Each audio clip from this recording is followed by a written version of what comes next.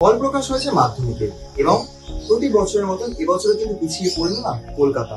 কলকাতা থেকে প্রথম গড়িয়ার বাসিন্দা সোমদত্তা সামন্ত এবং পশ্চিমবঙ্গে দশম স্থানে স্থানাধিকারী কলকাতার সোমদত্তা। দক্ষিণ কলকাতার কমলা গার্লসের ছাত্রী সোমদত্তা। আমার সঙ্গে এই মুহূর্তে আজকাল.in রয়েছে সোমদত্তা এবং সোমদত্তার মা। সোমদত্তার সঙ্গে কথা বলবো এই যে তার যে জার্নি বা তার এই যে রেজাল্টের উপর তার কি এক্সপিরিয়েন্স, তার কি অভিজ্ঞতা, সব বিষয়ে কিন্তু আজকে সোমদত্তার সঙ্গে কথা বলবো। সোমদত্তা, কখনো ভাবতে পেরেছো যে এরকম একটা রেজাল্ট হবে? সেটা ভেবেছিলাম কিন্তু এতটা এক্সপেক্ট করিনি। কত ঘন্টা পড়াশোনা করছো? আমার আসলে সেরকম কোনো নির্দিষ্ট রুটিন ছিল না। যতক্ষণ পারতাম ততক্ষণ চেষ্টা করতাম মন দিয়ে পড়ার। এর পরবর্তীতে কি পরিকল্পনা রয়েছে? এর পরবর্তীতে তো পিওর সায়েন্স নিয়ে পড়ার ইচ্ছে আছে। এরপর দেখি কোন সাবজেক্টে বেশি ইন্টারেস্ট পাই, কোন সাবজেক্টে বেশি ভালো ফল করতে পারি, সেই মতো আবার ভবিষ্যতে এগোবো। ছোটবেলা থেকে কোন সাবজেক্টের প্রতি বেশি ইন্টারেস্ট ছিল? ছোটবেলা থেকে অঙ্কের প্রতি আমার ইন্টারেস্ট একটু বেশি। অঙ্ক করতে ভালো লাগে, অঙ্কটা একটু বেশি ভালো লাগে। যেই সাবজেক্টটা বলা যেতে পারে লোকে ভয় পায় যেই সাবজেক্ট নিয়ে সেই সাবজেক্টটা তোমার ভালো লাগতো? আসলে ব্যাপার হচ্ছে আমি যে অঙ্কে খুব ভালো তা কিন্তু নয়। হ্যাঁ, ভয় ছিল, কিন্তু অঙ্কটা করতে খুব মজা লাগতো, সেই জন্য করতাম। সামনে 11-12 কি নিয়ে পড়াশোনা করিস? পিওর সায়েন্স নিয়ে পড়ার ইচ্ছে আছে, তারপর দেখি কি করা যায়। গোল কি, লাইফে গোলটা কি সেট করেছো?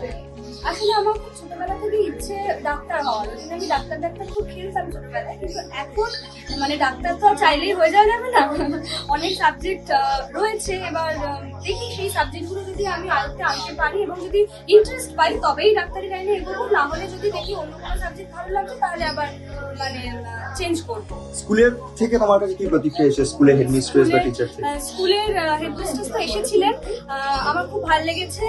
আর কিন্তু ব্যাপার যেটা সেটা হচ্ছে খুব খারাপ লাগছে যে মাত্র 2-1 জনের সঙ্গে আমি কথা বলতে পেরেছি এখনো পর্যন্ত। তো স্কুলে গিয়ে আবার অন্যান্য দিদিদের সঙ্গে কথা বলবো। পাড়া প্রতিবেশীরা ইতিমধ্যে জেনে গেছে, পাড়া প্রতিবেশীদের তোমার প্রতি কিরকম ইচ্ছে বা তোমার প্রতি কিরকম সমবেদনা জানাচ্ছে? পাড়া প্রতিবেশী সবাই তো ভীষণ আশীর্বাদ করেছে এবং এখনো খুব খুশি হয়েছে। সবার সঙ্গে আমি কথা বলতে পারিনি, আস্তে আস্তে কথা হবে।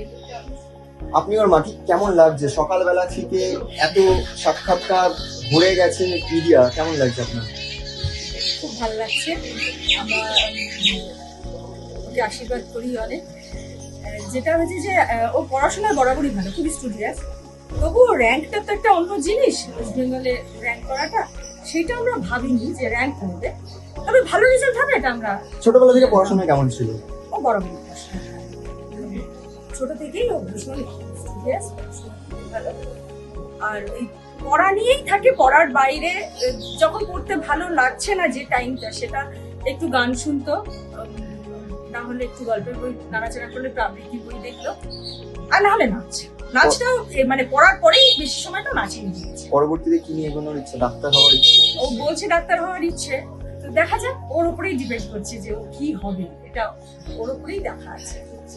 অর্থাৎ সোমদত্তা সামন্তের ভবিষ্যতে ইচ্ছে ডাক্তার হওয়ার, এবং তার পরিবারের থেকে তার উপর কোন রকম জোর দেওয়া হচ্ছে না যে তাকে ডাক্তারি হতে, এবং সেও জোর করে ডাক্তারি হবে বলে কিন্তু জানাচ্ছে না।